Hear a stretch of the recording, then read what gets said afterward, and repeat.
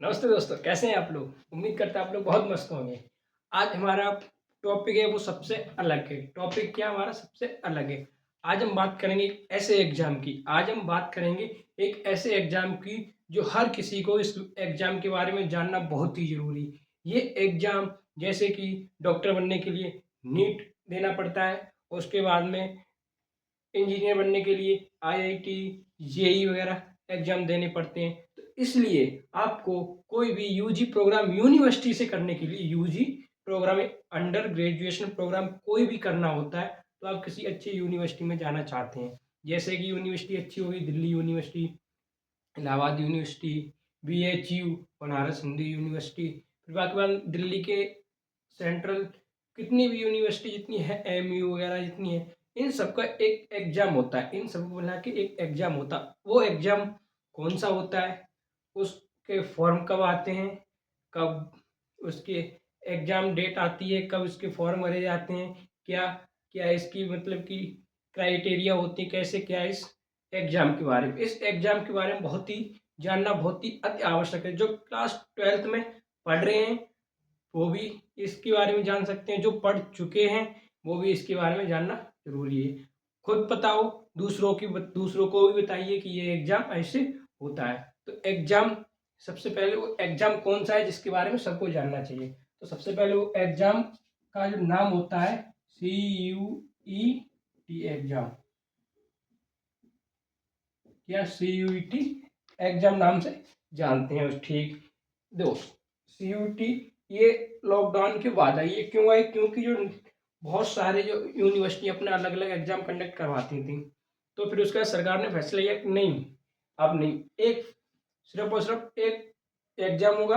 एक एग्जाम के जो स्कोर रहेंगे, एक एग्जाम के जो स्कोर रहेंगे उसी के आधार पर हम यूनिवर्सिटी वाले सिलेक्शन लेंगे। तो ये किसने, सरकार ने लॉकडाउन के बाद लगा दी। तो इसकी जो फुल फॉर्म होती है, इसकी जो फुल फॉर्म होती है, या देखो बहुत से लोग इसे कॉमन यूनिवर्सिटी एक्सेंट टेस्ट बोलते हैं, एक्सटेंस टेस्ट बोलते हैं, और कोई भी सेंट्रल बोल सकते हैं। तो यहाँ पे ये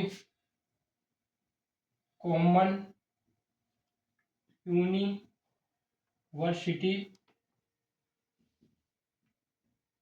एक्सटेंस टेस्ट नाम से जाना जाता है। इसके अंदर अंदर लगभग 280, लगभग अप्रोक्सीमेट 280 से 28 लगभग में यूनिवर्सिटी आती हैं। दोस्तों सबसे पहले इसके जो सीयूटी होती है, मतलब कि ये पूरी, यानी ये कंडक्ट कौन कराती है? कंडक्ट कराती है एनटीए। क्या? NTA, national test agency. कौन सी? National test agency. अब उसके बाद ये फॉर्म भरे कब जाते हैं?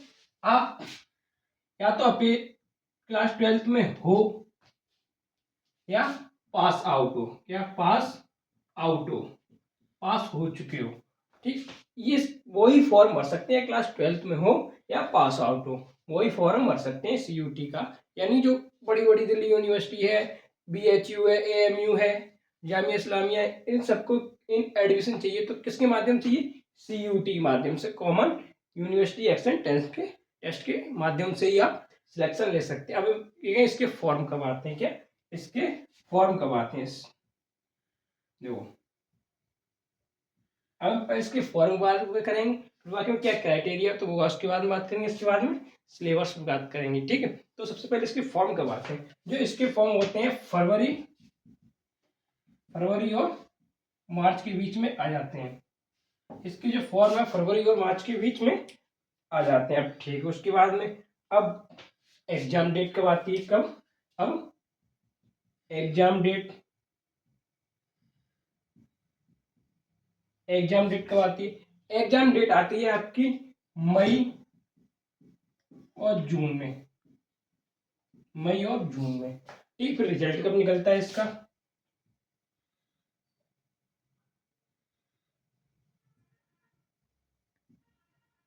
इसका रिजल्ट कब निकलता है? इसका रिजल्ट निकलता है अगस्त में, अगस्त की तरह। उसके बाद में जब रिजल्ट सीयूटी का एग्जाम दिया, उसके बाद में फॉर्म कौन लगा सकता है? सीयूटी का फॉर्म कौन लगा सकता है? या तो 12th में हो या तो 12th में हो या पास आउट हो, वो लगा सकते हैं। ठीक, और कौन करवाता है? एनडीए करवाता है। ठीक, उसके बाद में ये सीयूटी की 3 ब्रांच है, यानी सीयूटी को समझने के लिए सबसे पहले 3 चीजों को बहुत ही महत्वपूर्ण समझना होगा, क्योंकि अगर इसका एग्जाम देखेंगे तो 3 माध्यम से एग्जाम होता है इसका। किसके? 3 माध्यम से एग्जाम होता है।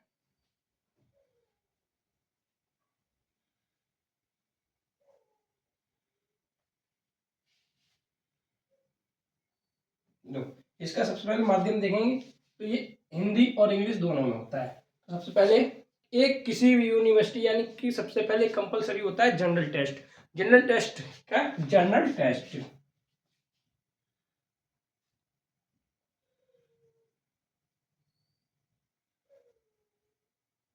जीटी से फोटो में बोलते हैं, जीटी जनरल टेस्ट।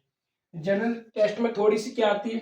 थोड़ी सी जीके आती है। अब हम इस सिलेबस के बारे में डिस्कस कर रहे हैं कि थोड़ी सी जीके आती है, थोड़ा सा मैथ आता है, बेसिक मैथ आता है, उसके बाद में आती है reasoning.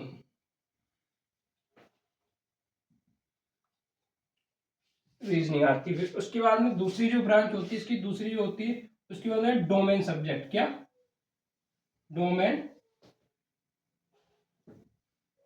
Domain subject. Domain subject वे सब्जेक्ट होते हैं जैसे कि देखो, हर एक यूनिवर्सिटी की अलग अलग डोमेन सब्जेक्ट होते हैं। जैसे कि एमयू कह रहा है, यानी कि इलाहाबाद यूनिवर्सिटी बोलती है कि अगर आप हमारे यूनिवर्सिटी में फॉर्म डालना चाहते हैं, आप हमारे यूनिवर्सिटी में आना चाहते हैं, तो सबसे पहले एक जनरल टेस्ट होना चाहिए, यानी जनरल टेस्ट कंपलसरी। उसके बाद में आप जोन से सब्जेक्ट के से कौन जोन से प्रोग्राम, जैसे बीए ऑनर्स करना चाहते हैं, बीए ऑनर्स में आप क्या हिस्ट्री, पॉलिटी, ज्योग्राफी, इनमें से कोई 2 सब्जेक्ट चुन लीजिए, हिस्ट्री या पॉलिटी, 2 सब्जेक्ट चुन लीजिए। फिर दिल्ली यूनिवर्सिटी क्या बोलती है? दिल्ली यूनिवर्सिटी ये बोलती है कि आप क्लास 12th में, तुम्हारे क्लास 12th में जो सब्जेक्ट रहे हो, चाहे आर्ट्स साइड रही हो, चाहे आपके पास साइंस साइड, उन्हीं सब्जेक्ट को डोमेन सब्जेक्ट भर लो। उसके बाद में एग्जाम दे सकते, तब हमारी यूनिवर्सिटी में आपका सिलेक्शन होगा। तो सबसे पहले हम डोमेन सब्जेक्ट की बात करें। डोमेन सब्जेक्ट वे सब्जेक्ट होते हैं जो या तो क्लास 12th में तुम्हारे पास हो, क्लास 12th में तुम्हारे पास हो, या तो जो यूनिवर्सिटी बोलती है उसकी क्राइटेरिया को फुलफिल करनी चाहिए, यानी अकॉर्डिंग टू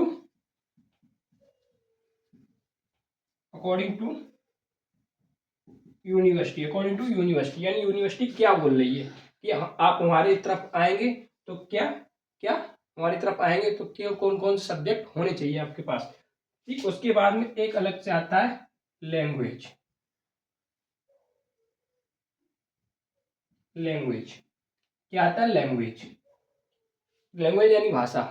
अब कहीं कहीं तो कंपलसरी है कि इंग्लिश ही लेना, कहीं कहीं कंपलसरी होता है कि हिंदी। तो आप अपने जैसे लैंग्वेज चाहो तो वैसे, यहाँ पे अगर हिंदी सेलेक्ट करना चाहो तो हिंदी सेलेक्ट कर लो, अगर आप इंग्लिश सेलेक्ट करना चाहते हो तो इंग्लिश सेलेक्ट कर लो। अब देखो, अब सबसे एक बेहतर कॉम्बिनेशन है, यानी कि गुरुजी एक ऐसा कॉम्बिनेशन बता दो कि इतने हम सब्जेक्ट लें और ऐसे कर लेके कि हमारा कि कम डोमेन में ज़्यादा से ज़्यादा रिक्वायरमेंट, यानी ज़्यादा से ज़्यादा चांस रहे हमारे पास यूनिवर्सिटी को फॉर्म भरने के लिए। तो देखो, तो सबसे पहले यहाँ पे देखो, इम्पोर्टेंट बात यहाँ पे ये है कि जनरल टेस्ट तो कंपलसरी रखो, GT plus general test plus domain. Domain कहीं यानी डोमेन चुनने, डोमेन सब्जेक्ट के लिए आपको कुल 5 सब्जेक्ट दिए जाएंगे चुनने के लिए, 5 सब्जेक्ट दिए जाएंगे चुनने के लिए। देखो, तो यहाँ पे कोई 3, जो आप जिस यूनिवर्सिटी को आप टारगेट कर रहे हैं उस यूनिवर्सिटी के हिसाब से आप सिलेक्ट कर सकते हैं सब्जेक्ट। जैसे कि दिल्ली यूनिवर्सिटी टारगेट कर रहे हो,